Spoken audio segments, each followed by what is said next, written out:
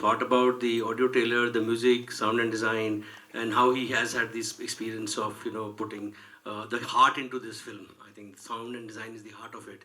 There's a lot of work which has gone in. So over to Bijal sir. എല്ലാവർക്കും നമസ്കാരം. ഇവിടെ of beat സ്റ്റുഡിയോയുടെ represent ചെയ്തിട്ട് ശ്രീ ജയദീപ് സിംഗ് ഉണ്ട്. എൻ്റെ ഡയറക്ടർ സജീദ് ഇവിടെ വന്നിട്ടില്ല. റസൂലിനും വരാൻ പറ്റിയില്ല, ഇൻ US. ഭദ്ര ഇതിൽ നല്ലൊരു പാട്ട് പാടിയുണ്ട്. സ്ലീബയുണ്ട് ഇതിൻ്റെ കൂടെ ഉണ്ടായിരുന്ന. ഉണ്ണിയാറ് ആണ് എൻ്റെ പിന്നിൽ സ്ക്രിപ്റ്റിൽ വർക്ക് ചെയ്തിട്ടുണ്ട്. ഇത് ഒരു ഹൊറർ ത്രില്ലർ, ഒരു പാരാനോർമൽ ആക്ടിവിറ്റിയൊക്കെ പ്രതിപാദിക്കുന്നൊരു ത്രില്ലറാണ്. പക്ഷേ ഇത് ഈ ഓഫ് ബീറ്റ് എന്നുള്ള പ്രൊഡക്ഷൻ കമ്പനി അന്വർത്ഥമാക്കുന്ന രീതിയിൽ ഇതൊരു ഓഫ് ബീറ്റ് അല്ലെങ്കിൽ ഔട്ട് ഓഫ് ദ ബോക്സ് ആയിട്ടുള്ളൊരു മേക്കിംഗ് ആണ് ഇതിൻ്റെ. പക്ഷേ ഒരു ഇൻ്റർനാഷണൽ സ്റ്റാൻഡേർഡ്സ് ഒക്കെയുള്ള ഒരു മൂവിയാണ്. ഒരുപാട് ലൗഡ്നെസ് ഇല്ല. ഒരു ത്രില്ലർ എന്ന് വിശേഷിപ്പിക്കുന്ന നമുക്ക് ഉള്ളിൽ വരുന്ന രീതിയിൽ നമ്മളുടെ കൺവെൻഷണൽ ഒരു സിനിമയുടെ ബഹളങ്ങൾ ഇല്ല. പക്ഷേ അതിൻ്റെ ഏറ്റവും വലിയ ഇമ്പാക്റ്റിൽ അതിൻ്റെ ക്യാമറ ആയാലും എഡിറ്റിംഗ് ആയാലും സൂരജാണ് എഡിറ്റ് ചെയ്തിട്ടുള്ളത്. അതുപോലെ മ്യൂസിക്കിലും ശ്രമിച്ചിട്ടുണ്ട്. സോങ്സ് ഉണ്ട്, ഹരി നാരായണൻ എഴുതിയിട്ടുള്ള സോങ്സ് ഉണ്ട്. പിന്നെ റസൂൽ പൂക്കുട്ടി അദ്ദേഹം എൻ്റെ സൗണ്ട് മാനേജ് ചെയ്തിട്ടുള്ള എൻ്റെ ഒരു സൗണ്ട് സ്കേപ്പിൻ്റെ ഒരു ഔട്ട്പുട്ട് അല്ലെങ്കിൽ റിസൾട്ട് എന്ന് പറഞ്ഞ് കൊണ്ടുവന്നിട്ടുള്ളത് വളരെ രസകരമായിട്ടാണ് അദ്ദേഹം ചെയ്തിട്ടുള്ളത്. പിന്നെ ഇതിൻ്റെ ഓഡിയോ ട്രെയിലർ അങ്ങനെ ഒരു കോൺസെപ്റ്റിൽ കൊണ്ടുവന്നാണ്. ഇതിൻ്റെ ഓഡിയോ ഡിസൈനിനും അതുപോലെ മ്യൂസിക്കിനും എല്ലാത്തിനും ഈ ഒരു ഫീൽ സിനിമയ്ക്ക് കൊണ്ടുവരേണ്ടതായിട്ടുണ്ടായിരുന്നു. അപ്പോൾ നിർബന്ധമായിട്ടും കൊണ്ടുവരേണ്ടതായിട്ടുണ്ടായിരുന്നു. അത് കൊണ്ടുവരാൻ പറ്റി. കുറച്ച് സമയം അതിന് കിട്ടി എന്നുള്ളത് ഒരു ഫോർച്യൂണായിരുന്നു. ഇത് തിയേറ്ററിലെത്തുമ്പോൾ എല്ലാവർക്കും ഇഷ്ടപ്പെടും എന്ന് കരുതുന്നു. Thank you. ഭദ്ര. എല്ലാവർക്കും നമസ്കാരം. എനിക്ക് ഈ ഓഡിയോ ട്രെയിലറിൽ കേട്ട ഈ പാട്ടിലെ ശബ്ദം എൻ്റേതാണ്. അപ്പോൾ ഇതിന് ആദ്യമേ തന്നെ ഞാൻ ബിജിപാൽ സാറിനോടും ജയദീപ് സാറിനോടും ഒരു ബിഗ് താങ്ക് യു. ഈ പാട്ട് ആദ്യം കേട്ടപ്പോൾ തന്നെ എനിക്ക് തോന്നുന്നു ഞാൻ സാറിനോട് ചോദിച്ചത് ഇത് സാറിന് തന്നെ പാടിയ പോലെ എന്നാണ്. കാരണം അത്രയും സോളോട് കൂടിയാണ് സാർ എനിക്കത് പാടിയതിൻ്റെ ഡമ്മി അയച്ചത്. അപ്പോൾ എനിക്ക് തോന്നുന്നു എനിക്കതിൻ്റെ ഒരു അറ്റ്ലീസ്റ്റ് ഒരു 50% എങ്കിലും ആത്മാർത്ഥത ആ പാട്ടിനോട് കാണിക്കാൻ പറ്റിയെന്ന് എനിക്ക് ഒരു വിശ്വാസമുണ്ട്. അപ്പോൾ എല്ലാവരും തീർച്ചയായിട്ടും ഈ സിനിമ കാണുക. ജനുവരിയിൽ റിലീസാണ്. അപ്പോൾ അത്രയേ ഉള്ളൂ. Thank you.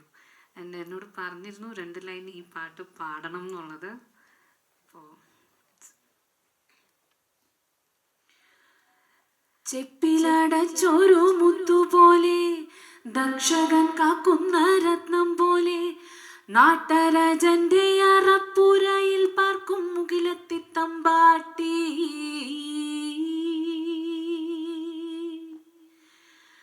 മിന്നലല്ല, വള്ളിയല്ല, മാരിവില്ലല്ല, മാമ്പൂവല്ല, ദേവിയെ ഓർത്ത് കിടന്ന പെണ്ണിൻ നേരിടുപ്പിൽ കൊതി തീ പെരുത്ത്. Thank U.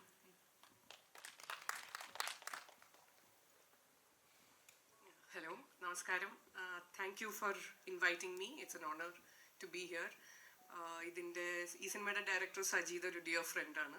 സോ ആക്ച്വലി എന്ത് എക്സ്പെക്ട് ചെയ്യണമെന്ന് അറിയാണ്ടാണ് ഞാൻ വന്നത്. സജീദ് ഇൻവൈറ്റ് ചെയ്തു, വന്നു. ഓഡിയോ ടീസർ ലോഞ്ച് എന്ന് പറയുമ്പോൾ തന്നെ ഇറ്റ് വാസ് വെരി ഞാൻ ഭയങ്കര ക്യൂരിയസ് ആയിരുന്നു. എന്താണ് സംഭവം എന്ന് നമുക്ക് അറിയാത്തൊരു കാര്യമാണ്. ഫസ്റ്റ് ടൈമാണ് എക്സ്പീരിയൻസ് ചെയ്തിരിക്കുന്നത്. But it was such A brilliant experience. Kudos to the team for putting up this together, and I wish all the best for this film. This cinema already it's won a few awards, alle. It's traveled across the world and won a few awards, and I hope that it gets a great reception here as well in January when you release the film. Good luck to the team. I'm happy to be here. Thank you.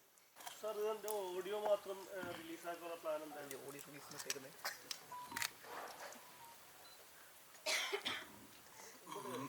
ഇതിൻ്റെ video trailer വരുന്നുണ്ട്.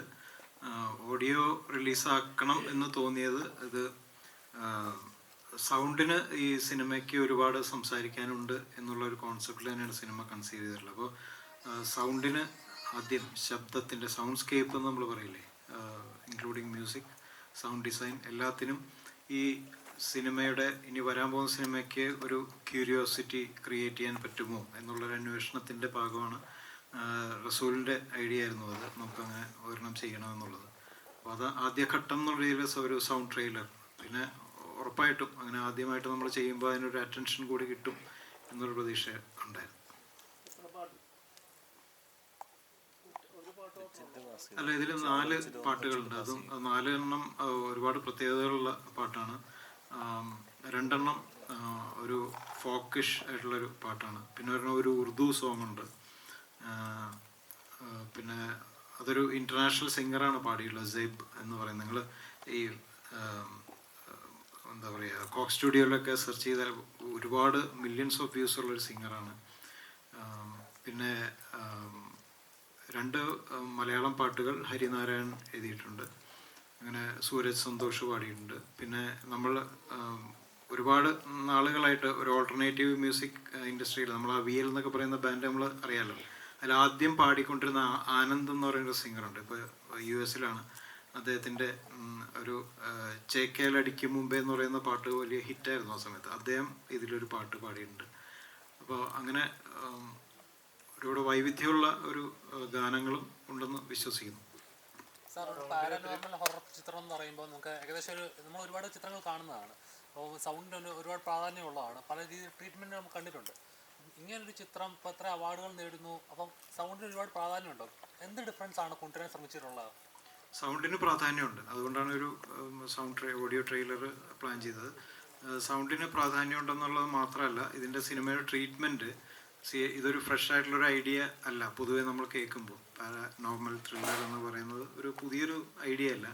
But അത് conceive ചെയ്തിട്ടുള്ളത്, അതിൻ്റെ treatment, അതിൻ്റെ approach എല്ലാം നമ്മൾക്ക് അത്ര പരിചിതമല്ലാത്തതാണ്. ഒരു 17th സെഞ്ച്വറിയിലെ ഒരു ഫോക്ക് ലോറിൽ നിന്നിട്ട് ഇപ്പോഴത്തെ ഒരു യൂറോപ്പിൽ ഉള്ള ഒരു പാരാനോർമൽ സ്റ്റഡീസ് എക്സ്പ്ലോർ ചെയ്യുന്ന ഒരു സയൻറ്റിസ്റ്റിലെത്തി നിൽക്കുകയും അങ്ങനെയൊക്കെയുള്ളൊരു ട്രാവലുള്ളൊരു മൂവിയാണ്. And it has that aesthetics, ഒരു ആർട്ട് വർക്കിൻ്റെ എസ്തെറ്റിക്സ് ഉണ്ട്. ഒരു ലോക കല എന്ന് പറയുന്ന ഇതിനെ അഡ്രസ്സ് ചെയ്യുന്ന ഒരു എസ്തെറ്റിക്സ് മൂവിയിൽ ഉള്ളതായിട്ട് ഞാൻ ചെയ്തപ്പോൾ ഫീൽ ചെയ്തു. അതാണ് അതിൻ്റെ ഒരു പ്രത്യേകത.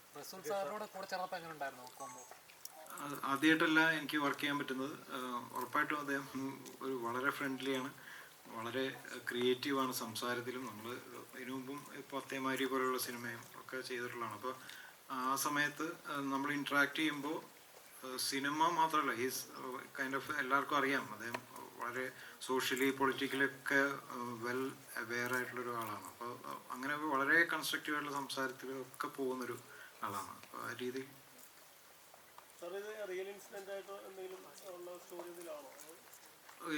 ടിപ്പിക്കൽ ഒരു കേസ് എന്ന് പറയുന്ന ഒരു റിയൽ ഇൻസിഡൻ്റ് അല്ല. പക്ഷേ ഇത് ലോകത്തെമ്പാടും, ഇപ്പോൾ ഇതിൽ പ്രോട്ടോകോണിസ്റ്റ് എന്ന് പറയുന്നത് ഇതിനകത്ത് റിസർച്ച് ചെയ്യുന്ന ഒരു സയൻറ്റിസ്റ്റാണ്. അപ്പോൾ അദ്ദേഹത്തിന് തന്നെ ഒരുപാട് കേസുകൾ ഇതിൽ ചെറുതായിട്ട് മെൻഷൻ ചെയ്ത് പോകുന്നുണ്ട്. റിയൽ കേസുകൾ വളരെ സട്ടിലായിട്ട് മെൻഷൻ ചെയ്ത് പോകുന്നുണ്ട് എന്നുള്ളതല്ലാതെ സംഭവിക്കാം എന്ന് തോന്നുന്ന ഒരു പരിപാടിയാണ്. അതെ, അതിൽ നിന്നാണ് തുടങ്ങുന്നത്.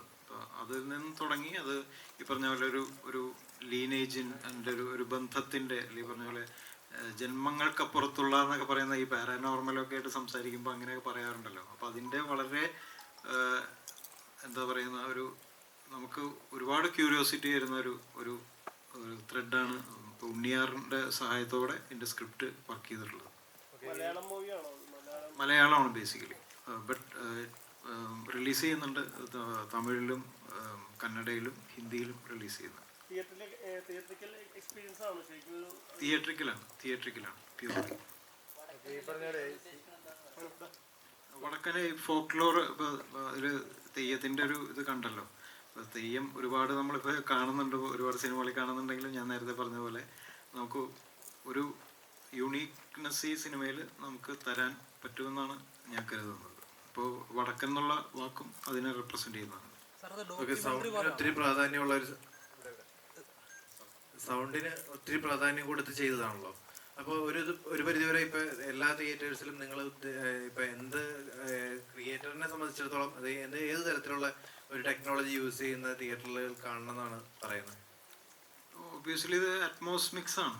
അറ്റ്മോസിൻ്റെ ഒരു ഏറ്റവും കംപ്ലീറ്റ് ആയിട്ടുള്ള ഒരു ടെക്നിക്കൽ പെർഫെക്ഷനിലേക്ക് സിനിമയിൽ എത്തിയ ടോക്കീസിൽ അത് കാണാൻ പറ്റുക, കേൾക്കാൻ പറ്റുക എന്നുള്ളത് നമ്മുടെ ഒരു മോഹമാണ്. ഇപ്പോൾ അത് ഏത് സിനിമ ചെയ്താലും നമ്മൾ എൻ്റെ പിന്നിൽ വർക്ക് ചെയ്യുമ്പോൾ നമ്മൾ വിചാരിക്കുന്നത് ഈ നമ്മളിവിടെ മിക്സിംഗ് തിയേറ്ററിൽ കേൾക്കുന്ന അതേ സ്വഭാവത്തിൽ എല്ലാ തിയേറ്ററിലും കേട്ടെങ്കിൽ എന്ന് ആഗ്രഹിക്കാറുണ്ടല്ലോ പൊതുവെ. പക്ഷെ സിനിമയിൽ പല തിയേറ്റേഴ്സും പല ബിഹേവിയറാണ് സൗണ്ടിന്.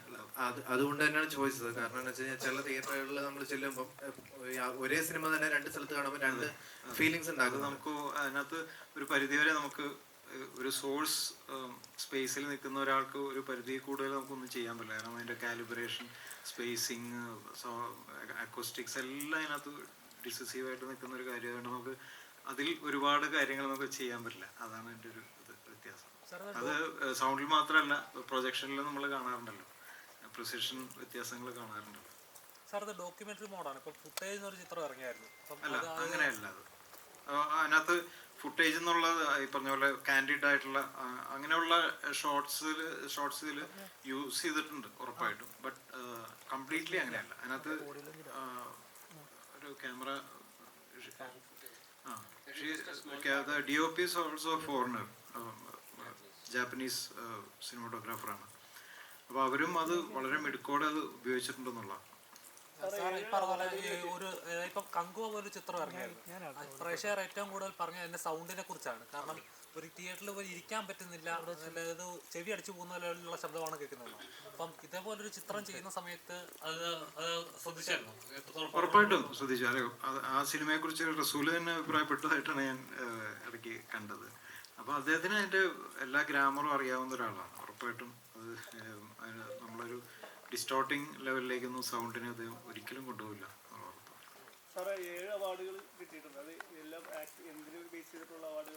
അത് ഒരെണ്ണം ഏറ്റവും ഫേമസ് ആയിട്ടുള്ളത് ഈ ഹൊറർ ത്രില്ലറിനെ ബേസ് ചെയ്തിട്ടൊരു അവാർഡുണ്ട്. അത് ഏത് രാജ്യത്തുള്ള awards? Cannes, it was there screened in the Fantastic Pavilion. Fright Fest, which is a 30-40-year-old festival in